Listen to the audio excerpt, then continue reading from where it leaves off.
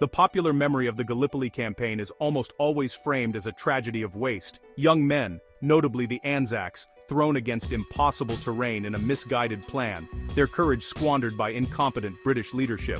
This is true, as far as it goes. But this familiar framing contains a dangerous assumption that the Allied defeat was primarily a self-inflicted wound. It treats the Ottoman enemy as a static obstacle, a geographic feature of the peninsula, rather than the central, dynamic actor in the drama. The real story, the one that holds genuine lessons for understanding warfare, is not just about why the British failed, but about how the Ottomans won. It was not a passive victory gifted by Allied stupidity. It was an active, adaptive, and brutally effective defensive campaign orchestrated by a modernizing army. To reduce Gallipoli to a story of British folly is to ignore the operational art of the Ottoman commanders, the resilience of their troops, and the cold, calculated manner in which they absorbed and then annihilated an amphibious invasion, wave by wave. This was not a lucky break for the sick man of Europe. It was a strategic and tactical triumph that would directly shape the birth of modern Turkey and provide a template for defensive warfare that still holds relevance today. To understand the Allied defeat, you have to first discard the caricature of the Ottoman army as a corrupt, crumbling force. This was a misconception the Allies carried with them onto the beaches, and it was a fatal one. In the decade before the Great War, the Ottoman state had undergone a forced, violent period of military reform, following its disastrous defeats in the Balkan Wars of 1912 and 1913. Those defeats were a brutal shock, a humiliation that purged incompetence and galvanized a new generation of officers, men like Mustafa Kemal, who understood the speed of modern firepower. They didn't just rebuild their army, they rebuilt its doctrine. By the time the first Allied ships appeared off the Dardanelles, the Ottoman Fifth Army, under the German general Liman von Sanders, was not a static garrison force. It was a highly organized, well-led formation that had spent months preparing for this exact contingency. They had studied the terrain, registered their artillery on the landing beaches, and crucially, they had learned the value of mobile reserves. The Allied High Command, blinded by their own cultural superiority, went to war against a ghost of their own imagination, while on the ground, they faced a real, professional, and deeply motivated army. The conventional wisdom often focuses on the bravery of the soldiers, but the outcome at Gallipoli was decided one level up at the operational level of command. This is where the campaign was truly won and lost.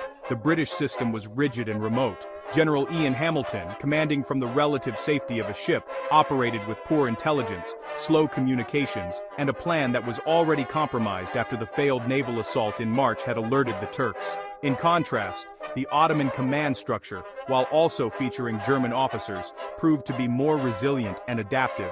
They empowered local commanders. When the Anzac landing went catastrophically wrong for the Allies, landing in the dark at the wrong beach trapped against the cliffs, it was not Liman von Sanders who saved the day. It was Mustafa Kemal, a divisional commander who, on his own initiative, rushed his reserve troops to the critical high ground of Chunuk Bair. He understood the situation in minutes, saw that the terrain was the key, and moved his men not according to a preset order, but to the sound of the guns. He famously told his men, "I am not ordering you to attack, I am ordering you to die," and they did. This was the difference, a command culture that encouraged initiative versus one that stifled it. The Ottoman system, forged in recent defeat, allowed for on-the-spot decision-making, and it turned a potential disaster into a stalemate that favored the defender. While the generals debated grand strategy, the soldiers on both sides fought a different war, a war against the environment. This is where the campaign offers some of its most brutal lessons in survival and human endurance, and, honestly, why it should be studied by more than just history buffs. The physical conditions on the peninsula were a weapon the Ottomans understood how to use. They held the high ground, controlling the few water sources and observing every movement on the beaches below. For the Allied troops, packed into tiny perimeters like Anzac Cove, existence became a logistical nightmare. The summer heat was relentless. Water was more precious than ammunition, and its supply was dependent on vulnerable lines back to the beaches. The dead could not be buried. They lay in no man's land, bloating in the sun, breeding swarms of flies that covered every piece of food, every wound, every man's face. One Australian soldier recounted sitting on a dead Turk in the trench for 2 days, eating his lunch on the corpse because there was nowhere to put it.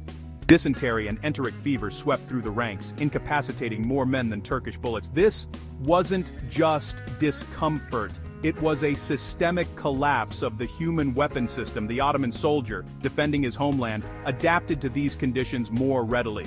For the Allied soldier, the combination of constant combat, physical deprivation, and the sheer horror of the sanitary conditions created a compound failure that no amount of naval firepower could solve.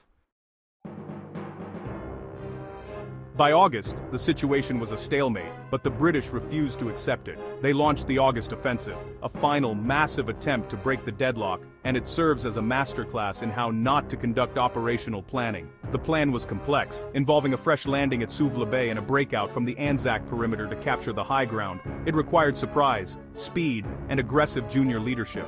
It got none of them. The Suvla landing, facing minimal opposition, was squandered by hesitant commanders who stopped on the beaches to make tea rather than pushing inland to seize the undefended hills. Meanwhile, the New Zealanders and Australians, along with Gurkhas, fought their way up the ridges toward Chunuk Bair in a night assault that remains one of the most exhausting and heroic actions of the war. They reached the peak and held it for 2 days under constant counterattack, but they were isolated, without support. And then, on the 10th of August, Mustafa Kemal orchestrated the definitive Ottoman response. He gathered every available man and launched a massive rolling assault that swept the Allies off the heights for good. The August offensive cost over 25,000 Allied casualties. It was the clear, undeniable proof that the Ottoman defensive system had not just held. It had mastered the battlefield. They had predicted the threat, fed their reserves into the fight at the decisive point, and crushed the attack.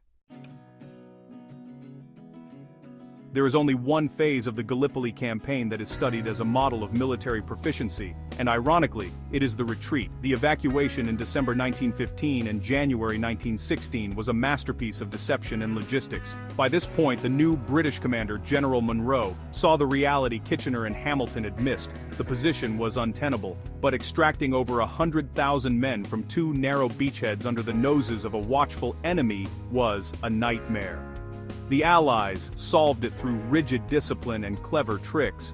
They implemented a self-silencing ruse where troops would leave at night, and the firing in the trenches would gradually decrease in volume, maintained by a smaller and smaller rearguard until the very last moment. Rifles were rigged with dripping water and sand to fire automatically after the men had gone. By the time the Ottomans realized the trenches were empty, the last ships were pulling away. Not a single man was lost in the final evacuation from Anzac and Suvla. It was a moment of clarity in a campaign defined by fog, a recognition that the ultimate lesson of survival is sometimes knowing when to leave. The waves that broke against the cliffs of Gallipoli were not just Ottoman soldiers, but the culmination of a decade of military reform, adaptive command, and a deep understanding of defensive war. The campaign's legacy is complex. For Australia and New Zealand, it became a painful birth of nationhood. For Britain, it was a political and military disaster that sent Churchill into exile, but for Turkey, it was a vindication. It provided the foundation myth for the Republic, elevating Mustafa Kemal Ataturk from a capable officer to the nation's savior. More than that, it offers a timeless lesson. You ignore your enemy's capacity for adaptation at your own peril. The Allied forces fought the enemy they assumed would be there, not the one that actually was. In the end, the Ottoman victory was not a fluke. It was earned meter by bloody meter on the ridges overlooking the Dardanelles. If you value in-depth historical analysis that looks beyond the headlines and digs into the real mechanics of warfare, make sure to subscribe to War Machiner. Hit that subscribe button and share this video with anyone who understands that history's true lessons are found in the details, not the summaries.